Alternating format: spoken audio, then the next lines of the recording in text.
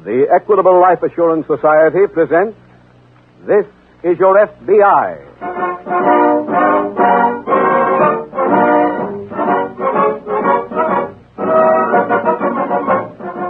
This is Your F.B.I., the official broadcast from the files of the Federal Bureau of Investigation. Presented as a public service by the Equitable Life Assurance Society of the United States and the Equitable Society's representative in your community.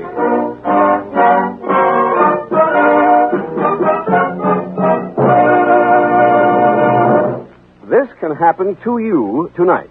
You're listening to this program when... Yes? This is the Radio Checking Bureau. Is your radio turned on? Why, yes, it is. What program are you listening to, please? It's This Is Your F.B.I., just starting. Do you know who sponsors that program? Sure I do. It's my good friends, the Equitable Life Assurance Society. Just last Wednesday, my Equitable representative was telling me about their life insurance plan for men and women on the way up.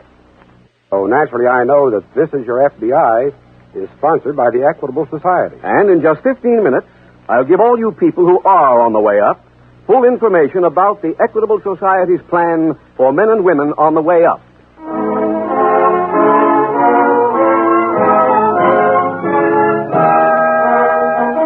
Tonight's FBI file, The Unfortunate Daughter.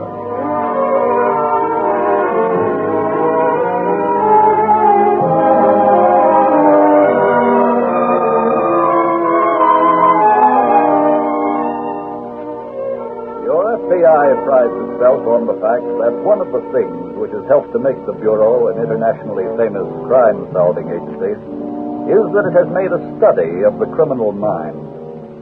One of the results of that study has been the realization that in the case of most criminals, they commit every crime according to the same pattern, time after time. That knowledge has helped your FBI in many of its most complex cases. But occasionally a criminal appears who is more difficult to catch, who varies not only his pattern, but his crime. He does not fall into the obvious trap. He uses his cunning to avoid being caught. And sometimes his plan works. For a while.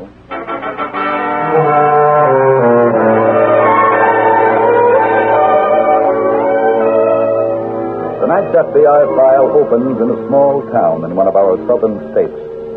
On one of the tree-lined streets of this village, a car is parked. A woman is seated alone behind the wheel. The car motor is idling. Suddenly, from a nearby side street, hurried footsteps are heard. A man appears. He runs swiftly to the car, opens the rear door. Get moving. Where's Charlie? He didn't make it. Move, will you?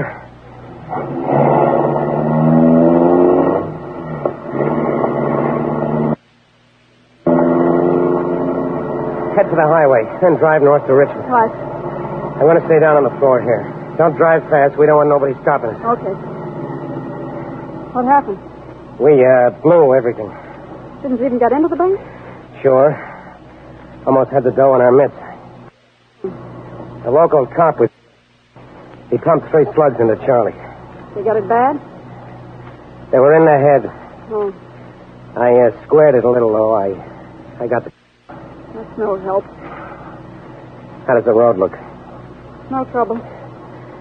You know, this puts us in a tight box. We ain't holding. No dough at all?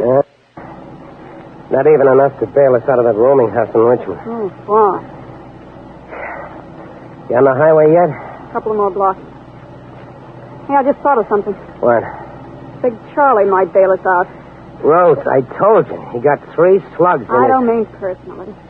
He's got a 10 box he always carried around with him. Must be something of value in it. I never seen it. Back in his room in Richmond. Could be full of cash. All we need is getaway dough. When we get back there, we'll tap it out.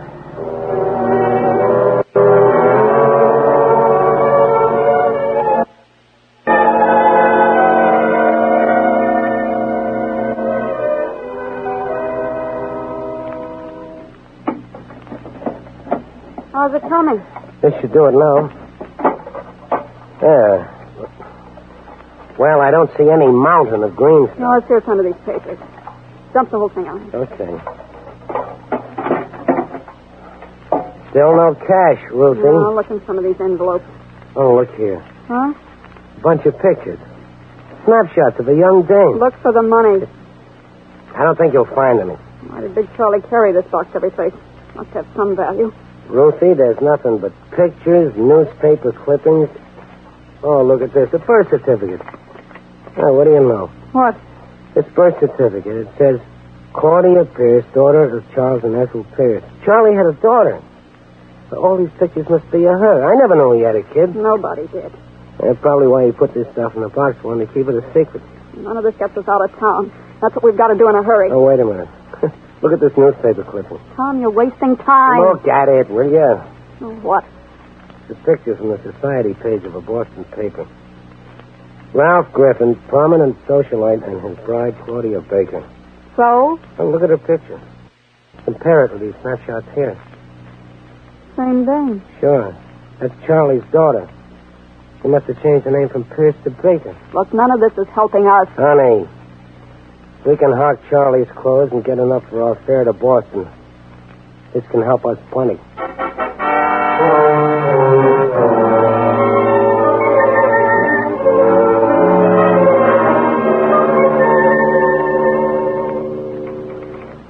Oh, Jim. Oh, hello, Ken. Jim, I've been looking for you. I want to go over that file on the Bartlett case with you. Ken, I'm afraid I haven't got time right now. I've just been out on a job that requires some immediate attention. What is it?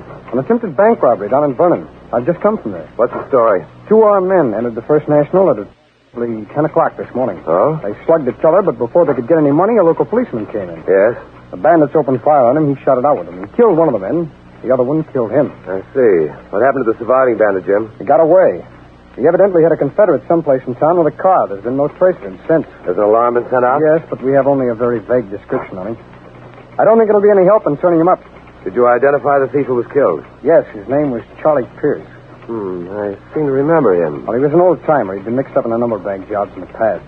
Did you pick up anything there that might lead you to this man who got away? Well, nothing too good. Found a card of matches in the dead man's pocket, though. They advertised a bar and grill right here in Richmond. You think maybe Pierce hung out there? Well, there's a slight chance that he did. I'm going over there now and find out.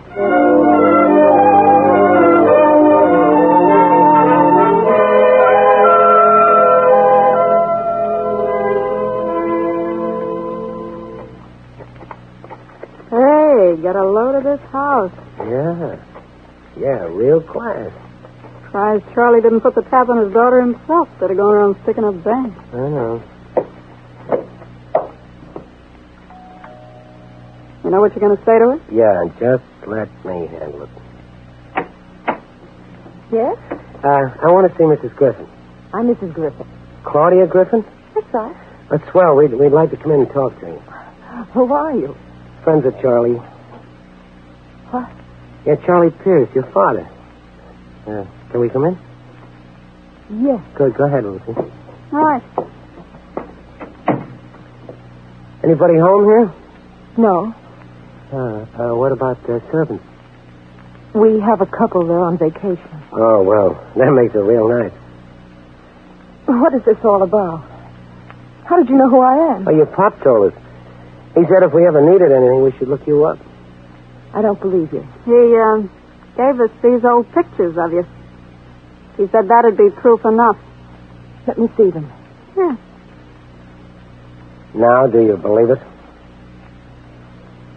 What do you want? Well, we figured we might sort of move in here for a while. Oh, no. Why not? My husband doesn't know about my father. He's a respectable businessman. Well, so what? We won't tip him off. You can't do this. Honey, you don't have much choice. What? If you don't take us in, then we'll have to tell your husband. Oh. Now, let's sit down and talk this thing over.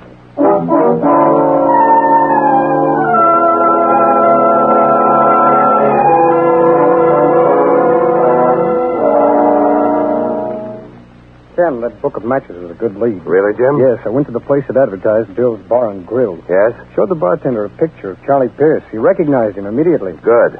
Said he'd been in there quite a good deal in the past 3 weeks. His constant companions were another man and woman. Evidently his Confederates. That's right. The bartender also remembered that Pierce lived in a rooming house right around the corner. Well, that's a break. I went around there and talked to the landlady. She told me that another couple had lived there with Pierce, but they had packed and left around noon today. The bank robbery was at 10? That's right. That just about gave him enough time to get back from Vernon. Yes, I know. I got a good description of him from the landlady, though. The man had a scar on his face. From his general physical appearance, he sounds like an ex-convict named Tom Dawson. Anything else, Jim? Well, I found this old snapshot on the floor of the room. It obviously belonged to one of the bandits. What is it? Picture of a girl in a graduation gown. It says, "Love to Daddy," signed Claudia. Well, I'm going to get Dawson's picture from the files and take it back and show it to the landlady.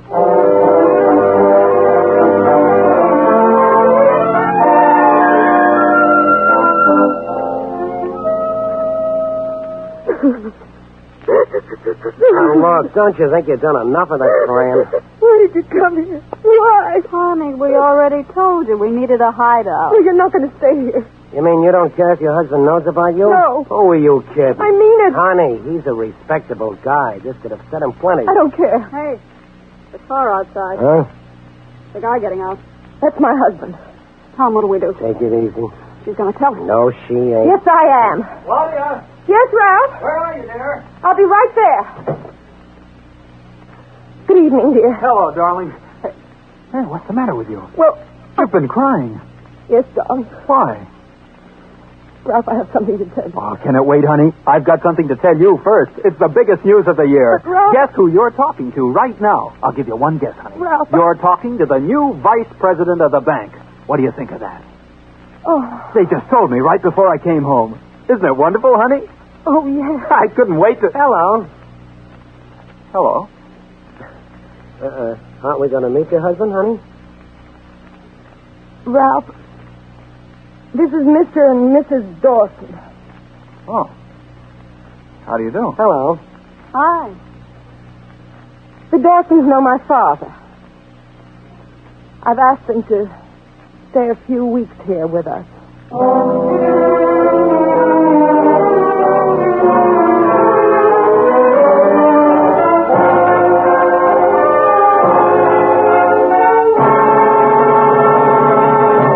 We will reopen tonight's FBI file in just a moment. Now, a special message to men and women who are on the way up. To those of you who are confident that sometime soon you'll be making a telephone call like this. Hello? Hello? That you, Beth? Listen, there was a surprise in my pay envelope today. Yes, a raise. A big one. Now you know what I mean by men on the way up. Men who are going to get somewhere or know the reason why. If you're that man, then make sure you have insurance designed to order for you. Right now, investigate the Equitable Society's special life insurance plan for men and women on the way up. A plan for people of all ages who expect to be earning more money 5 years from now. I get it. This plan is elastic so a man can make changes when his ship comes in. Exactly right. And that's just one of several advantages of this Equitable Society plan for men on the way up. First, it gives you and your family needed protection right now. Second, this Equitable plan provides for readjustments in the future. 5 years from now, when you're making more money, you can make up your mind whether you want more protection or bigger cash values. Or you may decide to work out a retirement program. Third, this Equitable plan is flexible at all times. It can expand or contract as you see fit. Okay, Mr. Keating. I've got enough faith in my future to want to look into this plan. What do I do first? Just get in touch with your Equitable Society representative. Phone him for full information on the Equitable plan for people on the way up. Or send a postcard care of this station to the Equitable Society. That's EQUITABLE. The Equitable Life Assurance Society of the United States.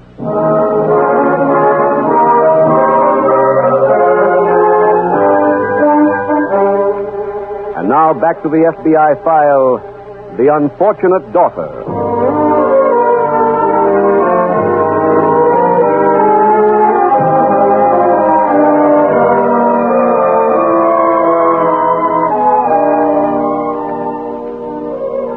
It happens every so often that a decent, honest citizen is called upon to make a choice between some unpleasant publicity and the condoning of a crime. In many cases, the decent citizen becomes a victim of fear and panic, loses his ordinary sense of judgment, and decides to do business with the criminal. Tonight's case from the files of your FBI is an example of just that. And it is difficult to say that in the same position, any of us would be inclined to do differently. However, the experience of your FBI has shown that year after year and case after case, The decent citizen who chose to do business with the criminal was hurt because the criminal failed to keep his part of the bargain. Morally, that is wrong. But what the honest, law-abiding person forgets is that criminals have no morals.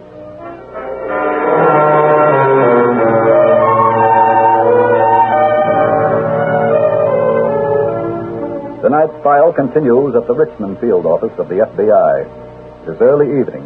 Special Agent Jim Taylor is talking to his fellow agent, Ken Monroe. Well, what did you get from the landlady, Jim? She definitely identified Dawson as the man who lived at her rooming house with Charlie Pierce. I've got further confirmation for you. Oh, how's that, Ken? One of the local police down in Vernon came in right after you left. He had an employee of the bank with him. Yes.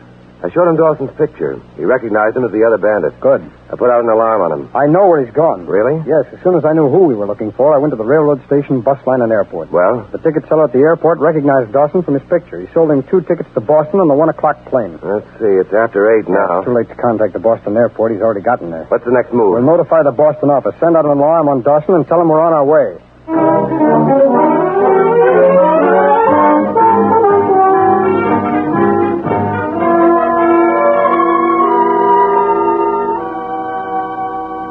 Ralph, Yes, sir?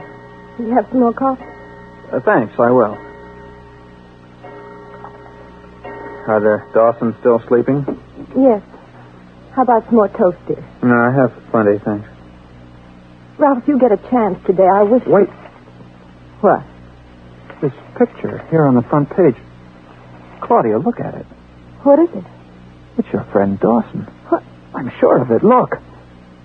Oh, He's wanted in connection with a bank robbery. He tried to hold up a bank in Richmond yesterday. He and a female companion eluded the police and took a plane here to Boston. I see. Another bandit named Pierce was killed on the job.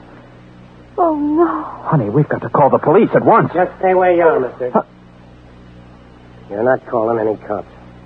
Why didn't you tell me that my father had been killed? I didn't want you to feel bad. Claudia, what's this all about? Answer me. You want me to tell him? No. What is this? The man who was killed, Ralph. The other bank bandit. He was my father. What? That's why these people are here.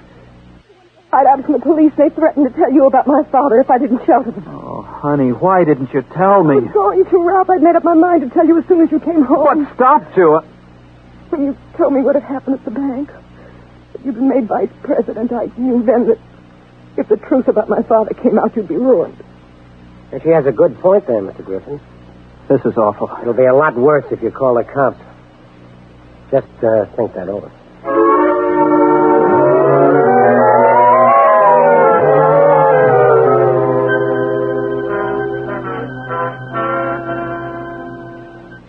Ken, I just talked to the agent in charge. Any development? No, the police here in Boston have contacted all hotels, tourist camps, rooming houses, and no one answering to Dawson's description has been seen. Well, he must have had some specific reason for coming here. It's probably a hideout. Yes.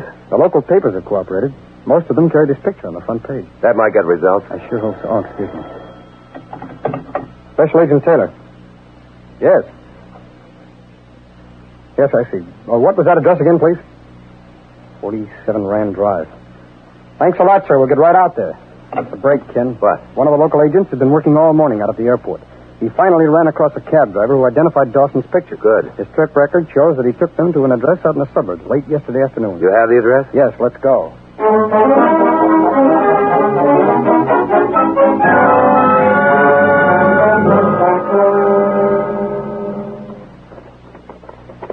What's the name of the man who lives here again, Jim? Ralph Griffin. Pretty impressive-looking house. Mm-hmm. Strange place for someone like Dawson to come to. Yeah, I know. Yes? Is Mr. Griffin here, please? Who wishes to see him? Now, we're special agents of the FBI. Oh, Here are my credentials. I see. Are you Mrs. Griffin? Yes. Just a moment. I'll call my husband. Thank you. Ralph, Yes, Claudia? there's some men from the FBI to see you. FBI? Yes, they're at the front door. Looks like that's where we're going to stay, Ken. Yes. Hello? Mr. Griffin? What can I do for you? Well, Mr. Griffin, we're looking for a man named Dawson. We have information that he and a woman came here to your address yesterday afternoon. Dawson? That's right. I'm sorry, I've never heard of him. Would they have come here to see anyone else? I'm afraid not. My wife and I are the only ones here. Our servants are on vacation. Oh. Well, looks like we got a bad lead. Sorry, gentlemen. Oh, thank you anyway, sir. Not at all. Goodbye. Goodbye. Come on, Ken. You think we should get a warrant and come back here? No, I just remembered something. We got some work to do at the office first.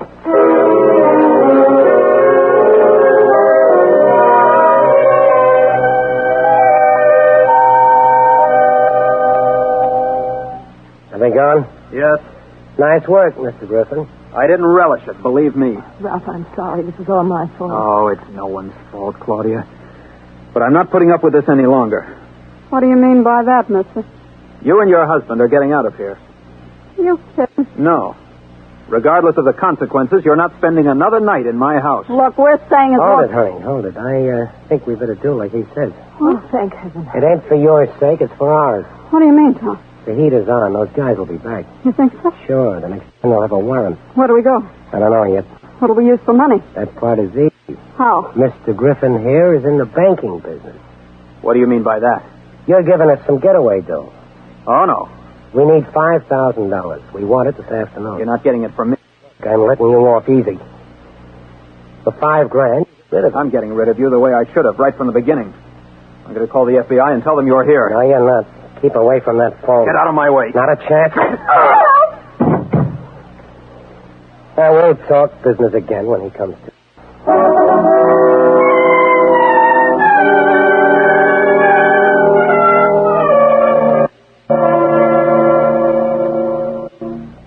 Jim. Oh, yes, Ken. I checked up on Ralph Griffin. Good. He's legitimate, all right. He works for one of the banks here in town. You get all the details in his background? Yes, I have him right here. Fine. Oh, anything there about his wedding? Here's a newspaper clipping on it. I got it from the morgue at one of the local papers. May I see it? Sure. Thanks. Ralph Griffin, prominent socialite, and his bride, Claudia Baker. What's this all about, Jim? You remember that graduation picture I found in the rooming house in Richmond? Yes. I brought it along in my briefcase. Here it is right here. Well? Compare it with this picture, Griffin's bride. Hey, it's the same girl. That's right. Now, let's see if this newspaper article tells us where the bride went to school. There it is, Jim. State College. Yeah. Let's contact them at once and see what they can give us on a background. Should have a good deal of bearing on this case.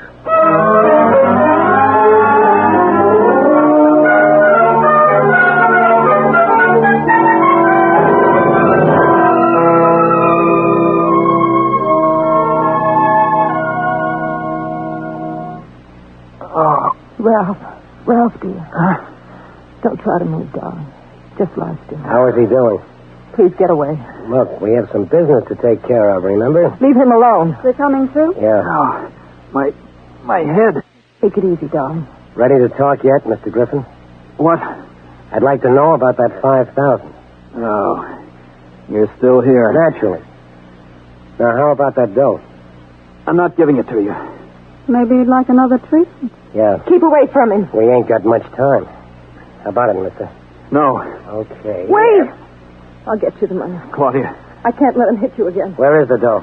In that desk. Claudia, come back here. Ralph, I've got to do this. No. Just stay put, mister. Let me go. Take it easy. Mister, you better do like he says. You'll only get paid again. How you coming with that dough? I'm getting it. Oh, Claudia, don't. Go see what she's doing, Ruth. She's coming back now. Here. Here's your money. Swell. It's a little over $4,000. That's all there is. Let's get out of here. Wait a minute. We've got something.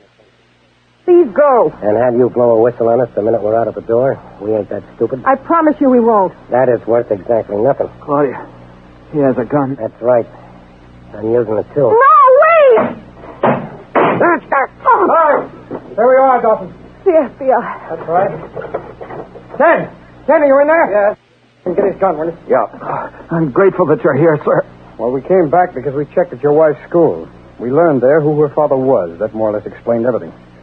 I'd say we returned just in time.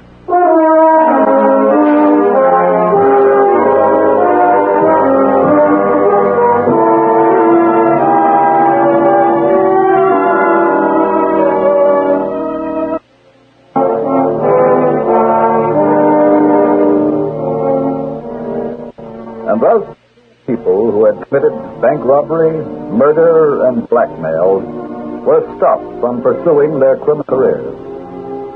Because they changed their crimes and their patterns, they were difficult criminals to catch. They were caught because your FBI does not discourage easily nor quickly.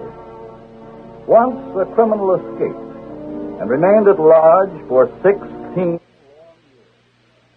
but your FBI never closed the file on him. And in due time, that criminal, like the ones in tonight's case, learned that so long as law enforcement agencies like your FBI are on the job, crime will forever be an unprofitable occupation.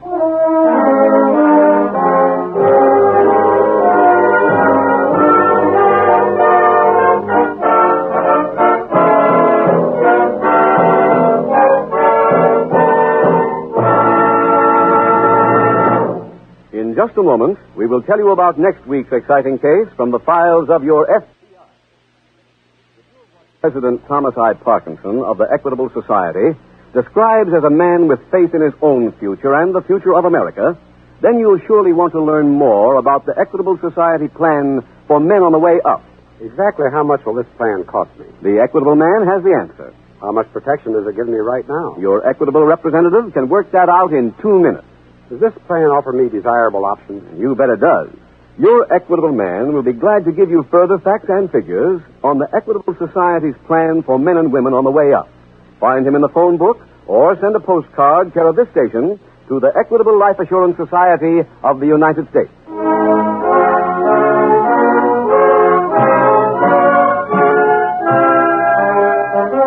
Next week, we will bring you another colorful story from the files of the Federal Bureau of Investigation, the henpecked swindler.